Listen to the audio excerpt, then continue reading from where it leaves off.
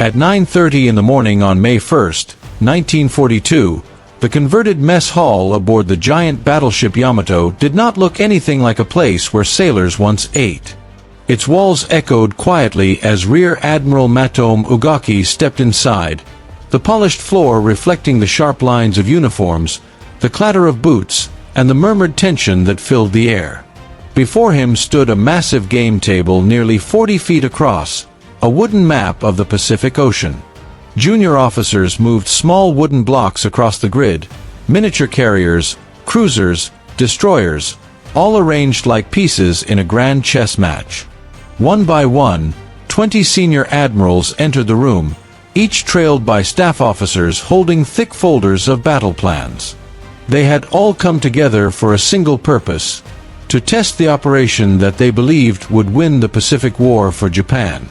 The target was Midway, a tiny atoll little more than a dot in the endless blue ocean, but a dot that Japan believed could decisively break American naval power forever. It was the plan of Admiral Isoroku Yamamoto, the mastermind of the Pearl Harbor attack. He envisioned luring the American carriers into a trap so overwhelming that the United States would have no choice but to negotiate peace. It was ambitious, hundreds of ships moving across thousands of miles of ocean in perfect synchronization, timing every action with absolute precision. What happened on that game table would shape the real battle that awaited just 1 month later. But unknown to many in the room, the game never had a chance to be fair. Ugaki, as the chief umpire, controlled every dice roll, every outcome, every interpretation of chance. And because he was also Yamamoto's closest advisor, the architect of much of the plan, he wasn't about to let a roll of the dice ruin the operation. Whenever fate suggested disaster, he simply rewrote fate. Japan in May of 1942 was intoxicated, drunk on 6 months of unbelievable victories. The Imperial Navy had swept across the Pacific with a speed that shocked the world. On December 7, 1941, their carriers had crippled the American fleet at Pearl Harbor. 10 hours later they destroyed American air power in the Philippines.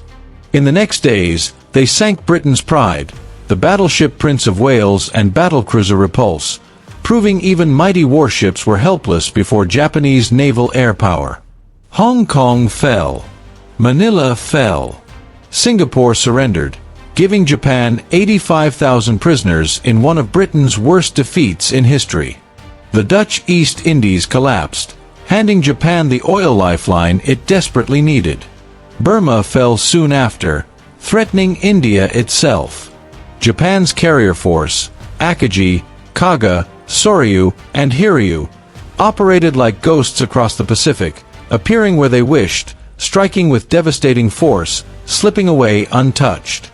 Their Zero fighters dominated every opponent. American and British pilots were stunned by the Zero's agility, range, and ferocity.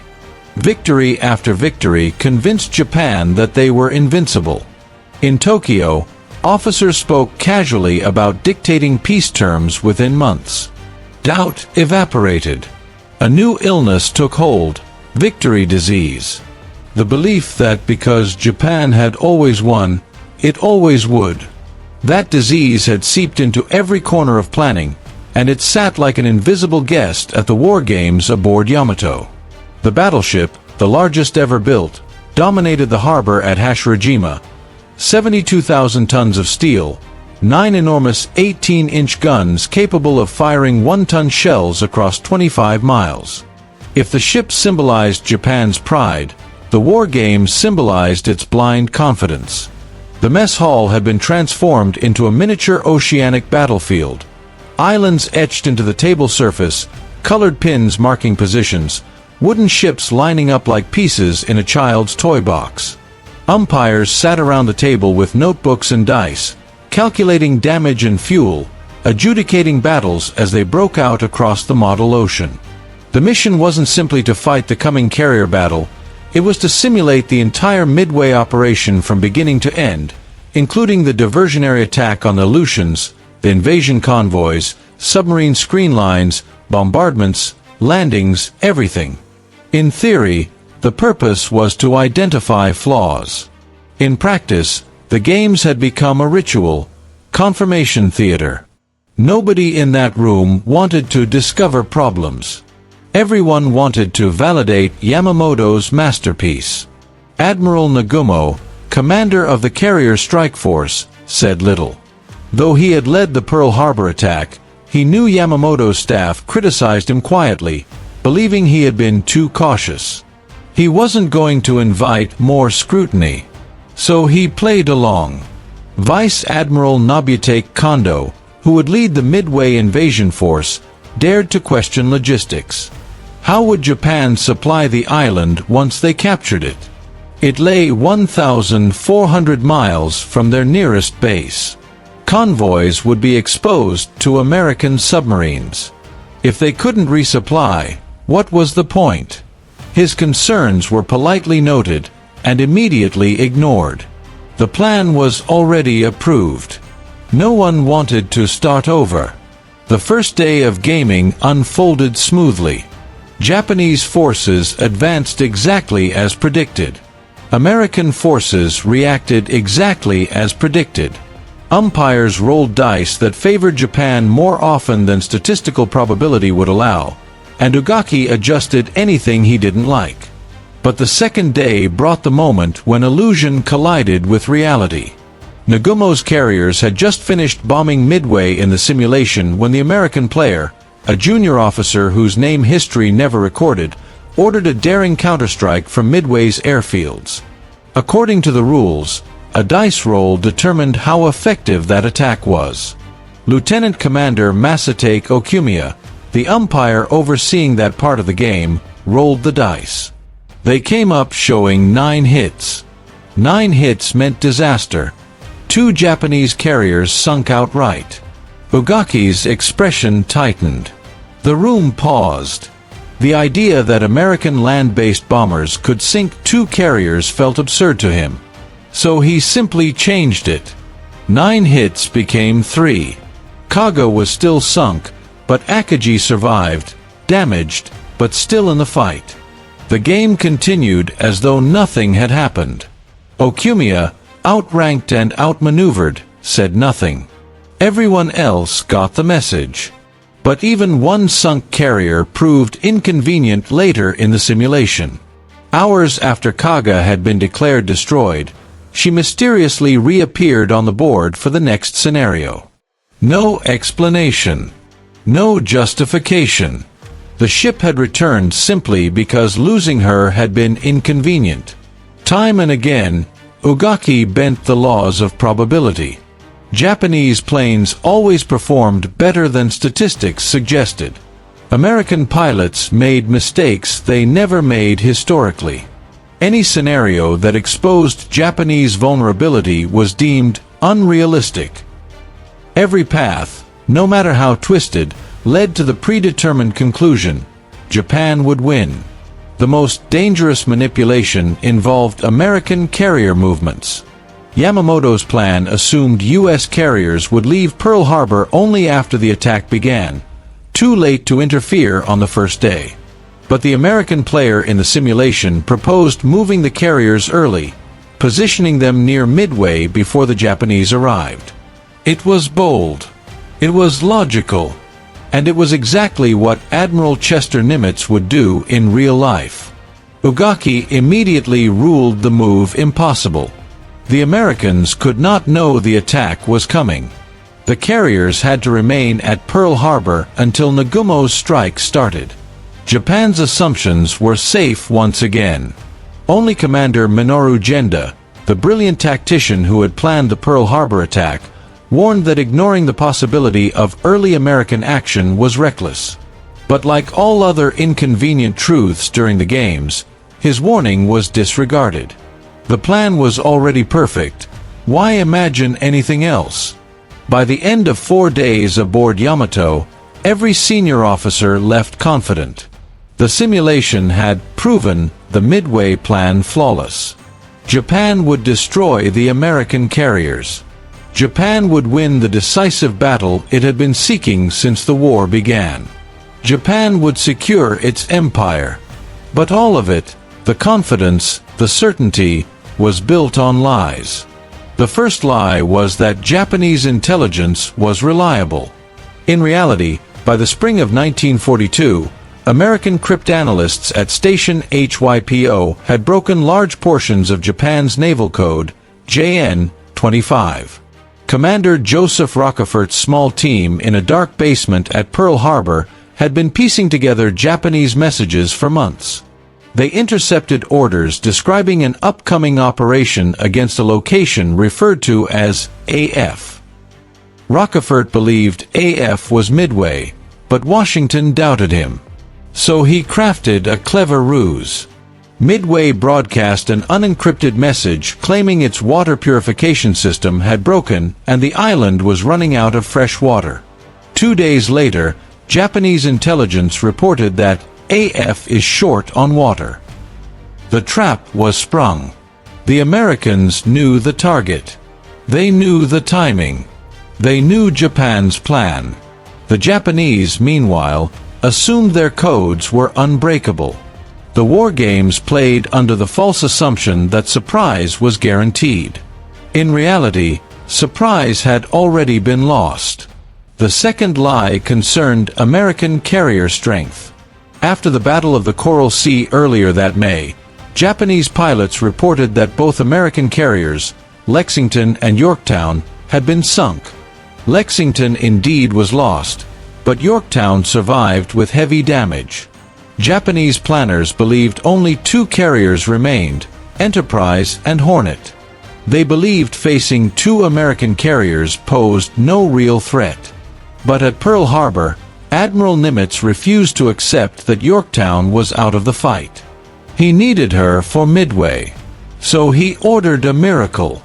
More than 1,400 shipyard workers swarmed the damaged carrier, working day and night, ignoring safety protocols, patching holes, welding steel, rigging systems, finishing a 3-month repair job in just 72 hours.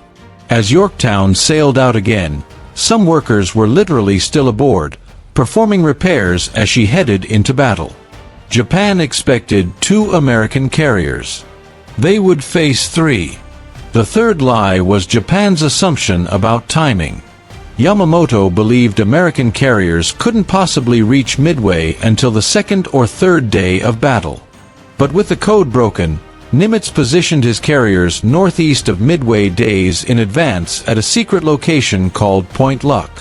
On the morning of June 4th, when Nagumo's planes roared off the decks to bomb Midway, the American carriers were already in position, waiting like hunters in the mist. The real battle began at 4:30 a.m. on June 4, 1942. Nagumo launched his first strike on the island, a force of fighters, dive bombers, and torpedo planes. But his reconnaissance was sloppy. Too few scout planes, too broad an area, and 1 critical scout from the cruiser Tone launched 30 minutes late. That half hour would change the course of history. Midway burned under the first attack, but its defenses were not destroyed. The strike leader radioed back that a second strike was needed. Nagumo ordered his reserve aircraft, armed with torpedoes for ship attack, to be rearmed with bombs for land attack. Below deck, chaos erupted as crews swapped weapons, moved aircraft up and down elevators, and handled bombs and torpedoes on crowded hangar decks. Then, at 7:28 a.m., the scout plane from Tone finally reported sighting American ships. The message was vague, no mention of carriers. Nagumo halted the rearming process, then reversed the order again when a follow-up message confirmed American carriers were present. Planes on deck were now half-fueled, half-armed, and dangerously exposed. The war game aboard Yamato had predicted this exact scenario, and Ugaki had dismissed it as impossible. Now it was unfolding in real life. At 9:30 a.m., the first American attacks arrived. Torpedo squadrons from Hornet, Enterprise, and Yorktown launched desperate, low-altitude runs against the Japanese carriers. Their aircraft, the slow, outdated TBD Devastators, were horrifically outmatched. Japanese Zero fighters, faster and more maneuverable, tore them apart. Squadron after squadron was annihilated. Of 41 torpedo bombers, 35 were shot down. Not a single torpedo struck a target. But their sacrifice was not meaningless. Their attacks drew the Japanese combat air patrol down to sea level and scattered them across miles of sky, leaving the carriers exposed above. At 10 a.m., high above the chaos, dive bombers from Enterprise and Yorktown found their targets. Lieutenant Commander Wade McCluskey, low on fuel and seconds from turning back, spotted a lone Japanese destroyer racing to rejoin the main fleet. He followed its wake straight to Nagumo's carriers. At 10:22 a.m., the sky opened. 37 SBD Dauntless dive bombers from Enterprise plunged in near-vertical dives toward Akagi and Kaga. Minutes later, 17 more from Yorktown dove onto Soryu. Japanese lookouts saw them only when bombs were already falling. In 5 minutes, the most decisive 5 minutes in naval history, 3 Japanese carriers were transformed into burning wrecks. Bombs tore through flight decks, ignited fuel lines, detonated torpedoes and bombs stacked densely below deck. Firestorms raged uncontrollably. Explosions tore through hangars. Hundreds of men died where they stood. Kaga, Akagi, and Soryu were doomed, just as the War Games dice had once predicted, just as Ogaki had refused to believe. Only Hiryu survived the initial catastrophe. She struck back fiercely, hitting Yorktown with bombs, then torpedoes. But American dive bombers found Hiryu that afternoon and left her blazing.